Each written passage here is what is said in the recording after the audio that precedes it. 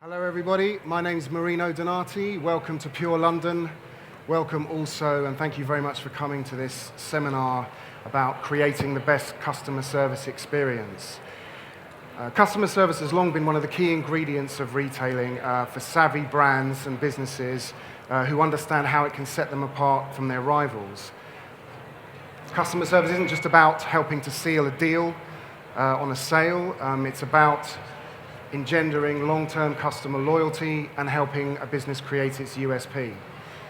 For small businesses and independent retailers especially, customer service in store can be its secret weapon, something it can do better than larger retailers and multiples. But customer service, like all aspects of retailing, is changing fast. The rise of the internet and online shopping means that customer service is no longer about what happens when a customer comes through your shop door. It's about what happens when they go on your website, when they look on your Facebook page or follow your tweets.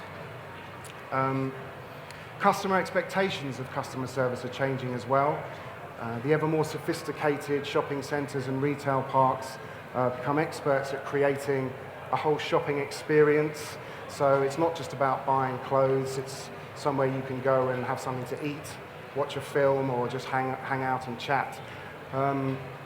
That's really up the game for everybody else, so no retailer now really can afford to just think of their business as somewhere where people come to buy something.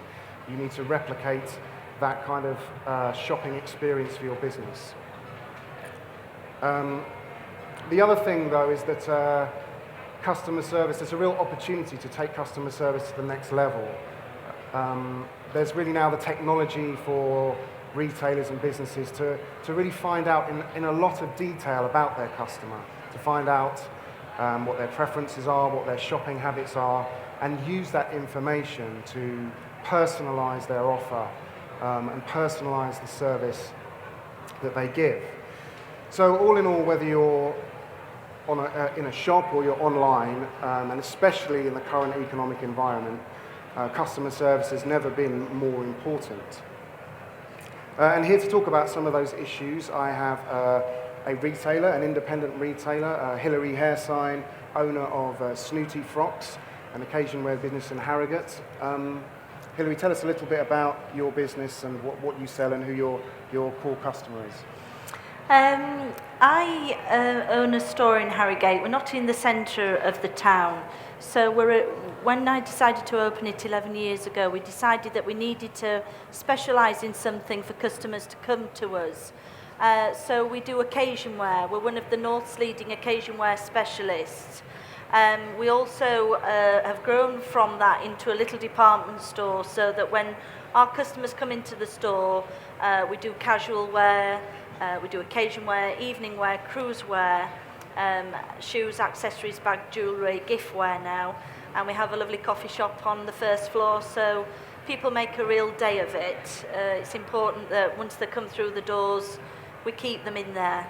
Okay. Also, we have Jeremy Wilson from Practicology, a kind of multi-channel e-commerce consultancy. Tell us a bit about the work that you do. Yeah, we're a small consultancy practice working in the e-commerce multi-channel space. Our key differentiator is that all of the principals, there are three of us, have worked for at least 25, 30 years in retail. And actually, in e-commerce, we've got nearly 35 years of e-commerce experience. And we specialise working with these small, medium enterprises, companies who are looking to grow, who've got a point of difference they're looking to exploit, but need help to take them further online. And do you help them develop social media strategies and so on? We work across the whole piece. We help them with social media, the whole part of the sales conversion funnel, from getting them in from the web through to Facebook, Twitter, down through to optimising their conversion and converting the traffic on the site. Okay. Hilary, I wanted to ask you, what's your kind of philosophy for customer service? Do you have a sort of 10-point checklist or a customer service mantra that you always keep in your head? Well, our strapline is that we give the ultimate shopping experience. When people are purchasing something that's a middle to top end, so when people come into our store, the service is absolute paramount. And that's what we strive for, is to give somebody the ultimate shopping experience. Can you tell us about some of the things that you do in your store in terms of when they come in, visual merchandising, how much effort do you put into that? How often do you change windows? Do you try and create an atmosphere so that it's not just a shop? Absolutely. We have our windows change every other week, so it keeps it fresh, keeps people interesting. That's our showcase to our businesses, the window. So it's very important that we keep changing merchandise and themes. In store, we constantly change merchandise around. It's amazing how you can bring stock out from perhaps a previous season, and because it's sort of facing someone, they think it's new stock. You know, tough times are ahead for everybody, and I'm sure lots of people have lots of storerooms full, and you've got to keep bringing it out, keep merchandising it, and that's very important. And do you employ somebody especially to do that? Is that something that you can do as the owner, or have you got a team that takes care of that? Well, there's 19 staff now. My business has grown. I bought Snooty Frox 11 years ago for £250. It was an evening wear hire business. And we've grown considerably over the 11 years. We've worked very hard as a team. All the staff are all trained stylists. I work very hard on giving the information to the staff that's very important about the products. You know, it's important that they treat the customers with respect, and that they spend time with them, and they advise people, and we do the shopping for the customer, and what they pick and choose to buy is up to them, but we offer people, you know, there's nothing that they need to leave our store without. You mentioned staff there, so it's obviously important to make sure that your own customer service philosophy is that they take that on board as well, and that everybody who works for you. So do you train them? We do. We have monthly meetings with our staff, and when we go back from the shows, we do a mood board, so that the staff know what's coming in, so they're informed on what's coming ahead in the next season, so that they can chat to our customers. We have iPads on the shop floor of photographs that we take, so we can tell customers what's coming in, and people, you know, if we've not got it in their size and say that they like it, you know, we buy for our customers now. We've got a good customer base, and we know what they're looking for. And do brands help you with that? Do they supply training sometimes, just telling you about the product? Is that something that retailers can benefit from? It's frustrating with some of the brands because they don't do, you know, we have a good website, and that is where our money's spent. You know, we used to spend a lot of money on advertising and magazines. We've cut that down by half now, and we spend it on our website, but it's very frustrating. A lot of suppliers, their images are slow to come through, you know, and that is it's very hard to stock a brand when they don't, you know, don't promote it. It's very hard for us, so we get very frustrated with that, because that's a key part of having a brand in our store.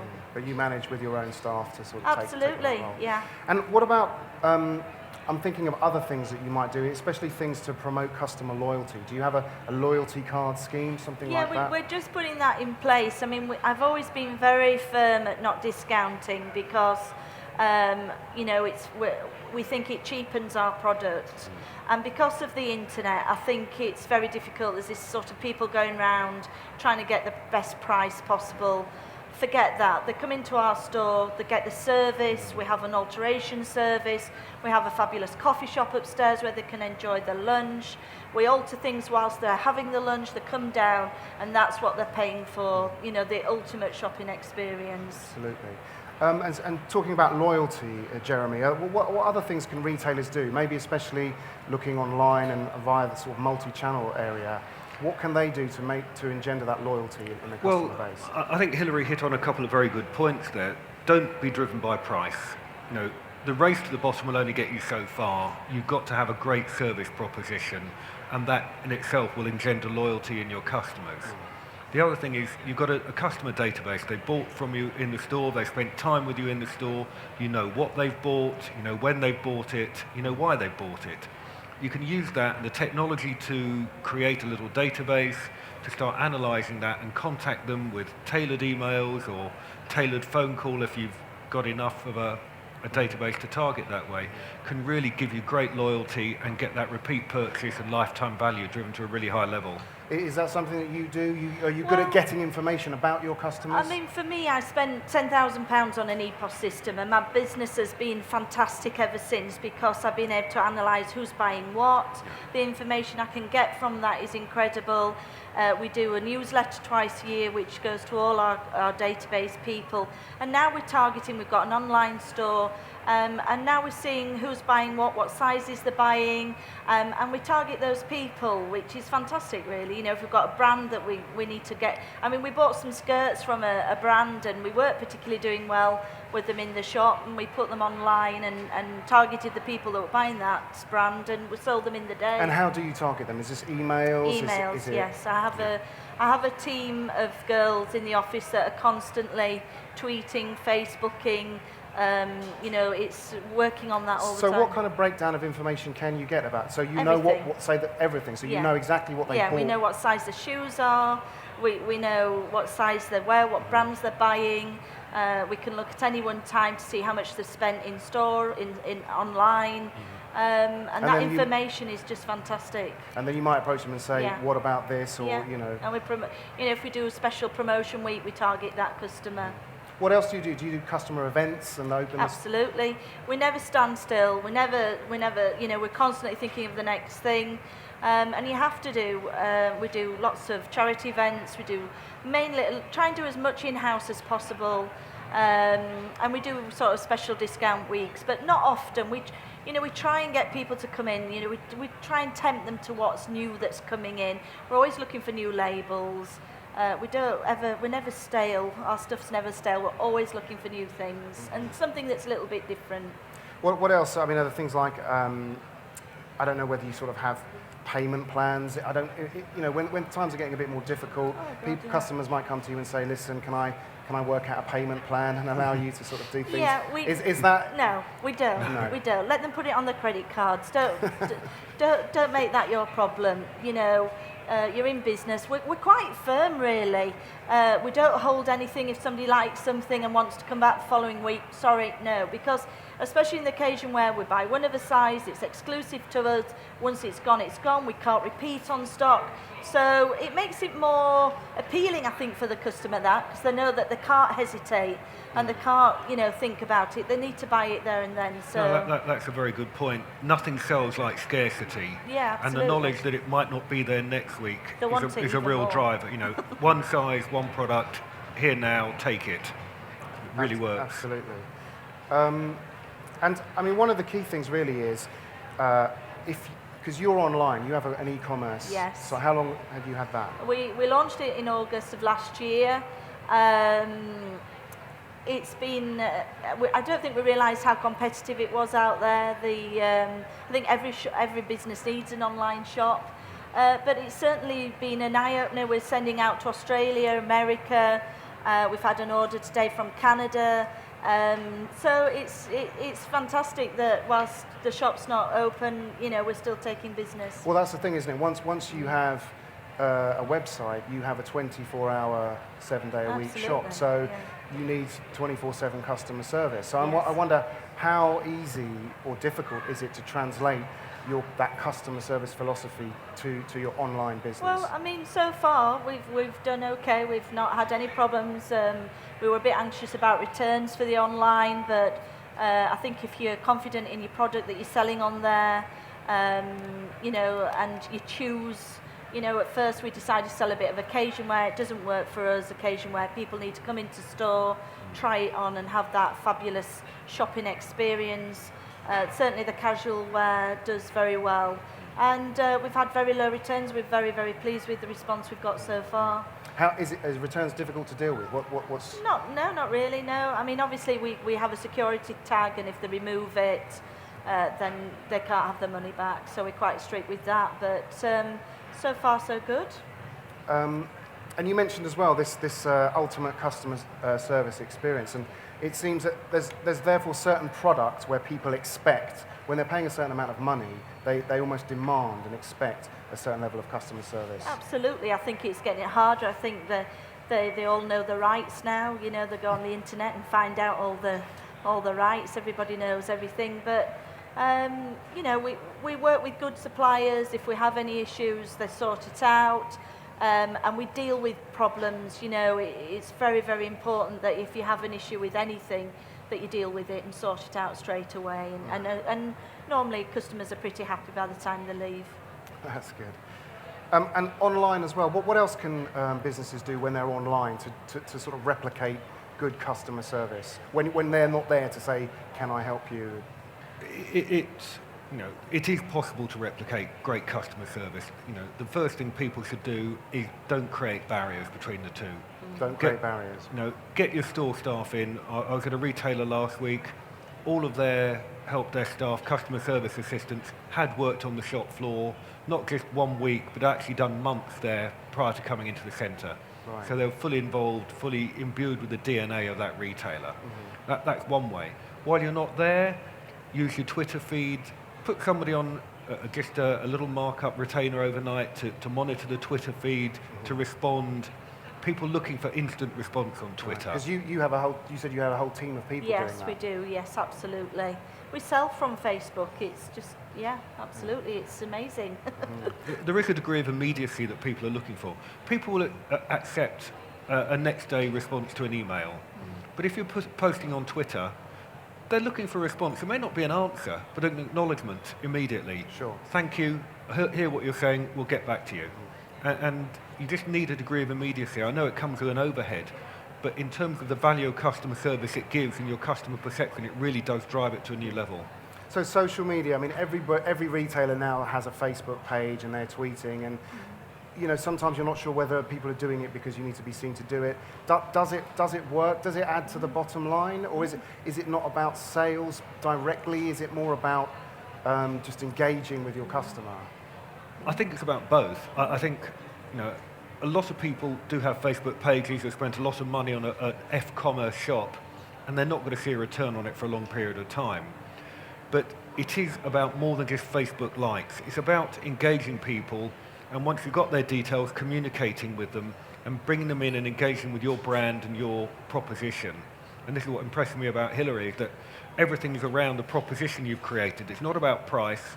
It's about the service and the proposition. And I think that that's something that nobody can take away from you. Once you've got that in there, you can communicate with your customers and engage with them. And that's where it really comes to the fore.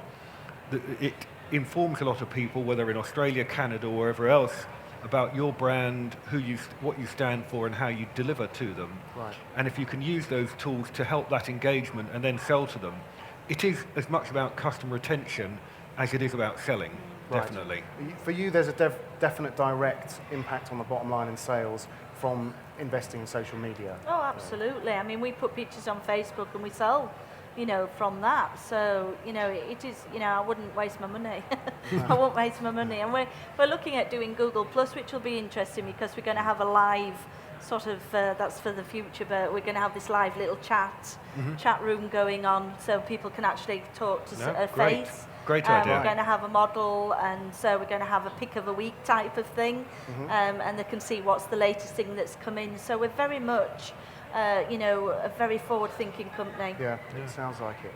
I'm just wondering whether social media, whether there's a fine line sometimes between serving your customer and sort of marketing and selling to your customer, and do you have to be careful not to sort of just spam them with sales messages all the time? Yeah, you definitely have to be careful.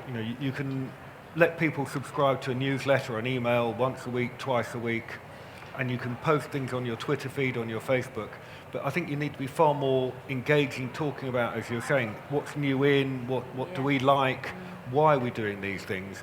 You don't have to say, reduce now, £25 off, come in. I think those messages get lost in the social media. It's more about why should people talk to you and getting them in there to engage in a dialogue with them.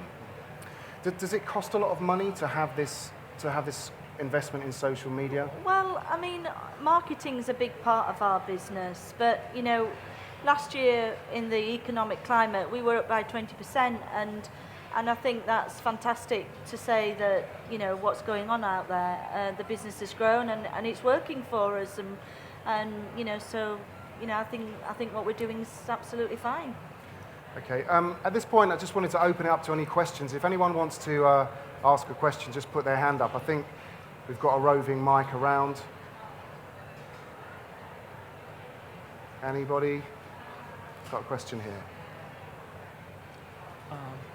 Do you think you'll cut out all your magazine advertisements and just rely on social media marketing in future? For us, we still like to be in the magazines, but we're not in as many magazines. We still have a presence out there.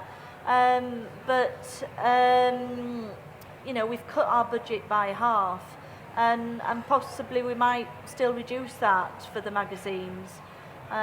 This is your advertising absolutely, budget? because you know, we do monitor. It's very important to us. We ask customers how they found out about us, and everybody's saying the website. You know, they're all on the website now. They're not. You know, we're not getting much response from, you know, the magazines, which, you know, is a thing of the past, we think. Have you considered any referral schemes? What did you say? Any what, sorry? Referral schemes. So Referral schemes. that's right. You ask your customers that if they know somebody who might be, once they've had a great experience, you ask them, would you know somebody who would like to experience the same kind of what you did? And we don't do referral schemes, but we are launching this year. We're doing a loyalty scheme for our VIP customers, people, because our casual department's a fairly new department, and it's into its third year now, and so you know, it's nice to give something back to those regular clients that spend a lot of money with us, but we don't do referrals now. Do you mean as well maybe enabling your store to so that your shoppers can maybe you know, make recommendations? Yeah. Is that something that you would encourage? I mean, I'm thinking of something like Amazon, for example, where one of the real things that I think that attracts people is the fact that people can review products on it. Yes. Would you entertain that? Would you allow people to review and recommend products on?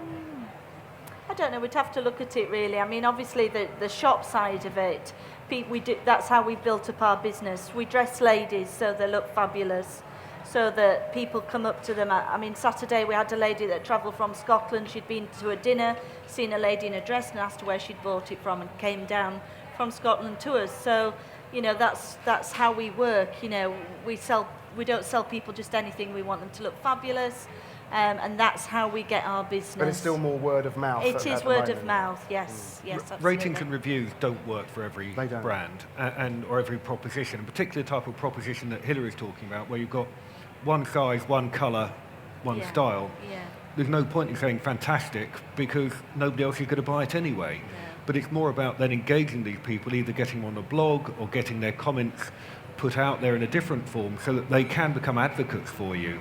So it's the service that's selling, not just the fit of the product, but they're actually the whole proposition and service that Hilary has that will be selling to those customers going forward. Yeah, that's really valuable, isn't it? Getting your customers to also be advocates for your business. That's how our business has grown. Yeah. Any other questions? Anybody Another else? Another question? Go on. The emails that you send out, do you know what percentage of people actually open them? Because a lot of people nowadays don't open the emails, they just delete them. So how do you know whether people are actually looking at the emails you send them? You can get statistics from the email service provider that you use. They'll tell you what percentage actually open your emails. Do you know what percentage open your emails?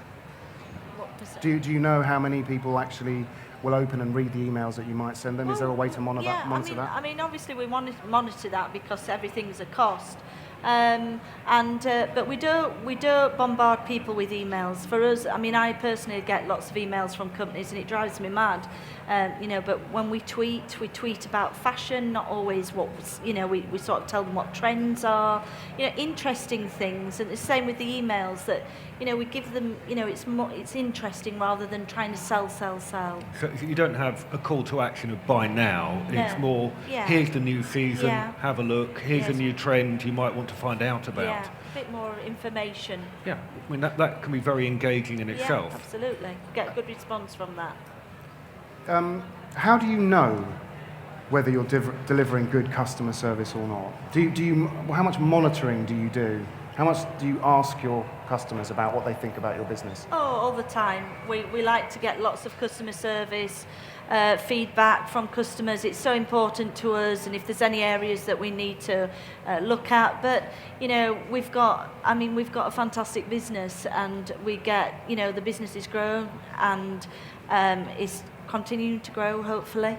You know, I think the proof's in the pudding, as they say. Yeah, absolutely. And Jeremy, are there any other ways that retailers should be looking at how to, you know, ask their customers what they think about their business? There's a number of different ways, not all of which are appropriate for all brands or all propositions, whether it's an email 2 weeks, 1 week after the delivery, how do we do?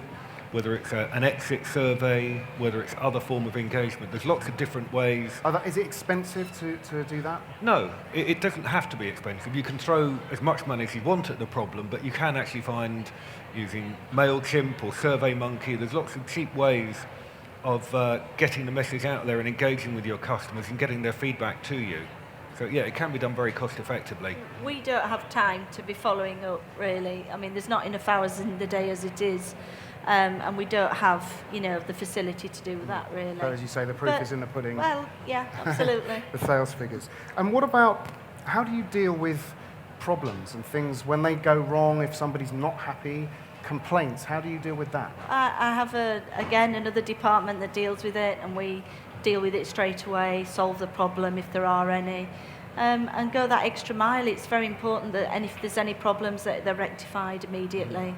And does that work as well, multi-channel? If somebody has maybe expressed an opinion about your business online or tweeted or something that may be slightly negative, is it key for you to deal with that as soon as possible? Absolutely. Immediacy is one of the key things of the online world. And you will get negative feedback. You'll get negative reviews. This product was too big, too small. It's how you deal with it and make it into a positive, and to enhance your service proposition, to say, sorry, apologise, deal with it, and a good recovery will go a long way. So definitely immediacy of response is paramount. Yeah. Okay. Any other questions? We're just coming to the end. If anyone wants to ask a question, ask it now. I'd just like to ask about the future, really, because it seems to me that we're at a point where there's a real opportunity to develop the level of customer service, especially online. With the amount of information you're able to get about your customers, you'll be able to really personalize your customer service and really target. You're already doing that, Hilary, it sounds like, by getting all this information about your shoppers. Is there anything else on the sort of horizon technology-wise that people need to be thinking about? Absolutely. There's a lot of things. You know, for example, you go to Amazon and it's got customers like you bought. And that technology is now cascading down to a far cheaper, far more accessible level. So you can use these recommendations engines based on what segments and groups that you've created to create emails that are actually personalised towards you and your past buying behaviour. And they're no longer hundreds of thousands of pounds to implement. For less than £12,000 a year, you can have emails that are virtually tailored, if not down to individuals, but certainly down to groups of dozens of people on their behaviour and how they fit into your segmentation. So that's all going forward, and that's what emails will look like going forward. It's very interesting, isn't it? It's very fast-moving as well. I don't know whether it's a bit of a headache, Hilary, to sometimes keep up with all the new ways that you can engage with your customer. Absolutely. I mean, it's not just about selling clothes anymore, is it? It's about the service we offer, you know, and I think it's good to come to shows like this because everybody's in the same position. It's tough out there, and you know, it's important that we all stick together and chat to each other about what everybody's doing. And I mean, I love coming to this show because I meet people that aren't in competition with myself. And, you know, sometimes you feel quite isolated when you own a shop, you know, and you want to ask questions which you think, I don't ask those questions, the fact that we've not done well with a brand, or the fact that we've not sold, you know, very well over the winter, or and it's good to come to this. I love coming to Pure because I ask lots of questions that I still want to know the answers to myself.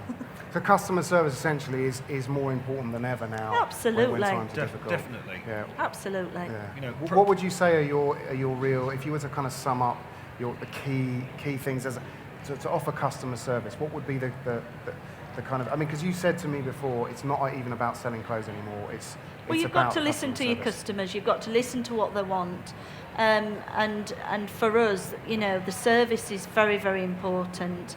And you know, they generally, when they come into our store, you know, they're buying an outfit they'll probably never buy again, and they don't want, you know, they want to be genuinely, given the best advice they possibly could give. And you know, the leave feeling, you know, that they've had this fabulous experience, and it is important to us, and that's how my business has been built up, by giving that excellent customer service. It's just so important, and also we just go that extra mile, you know. You know, just bend over backwards for people. And in terms of multi-channel retailing, how do you go the extra mile?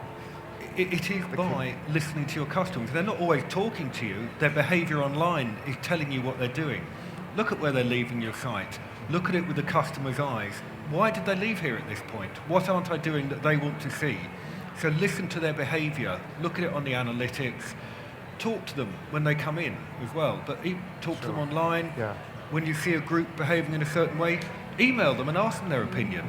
People are really happy to be engaged.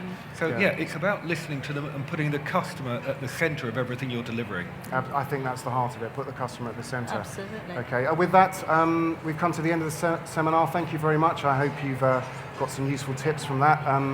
All that remains is to say thank you to our panel, Hilary, Haresign, and Jeremy Wilson. Thank you very much. Thank you. Thank you.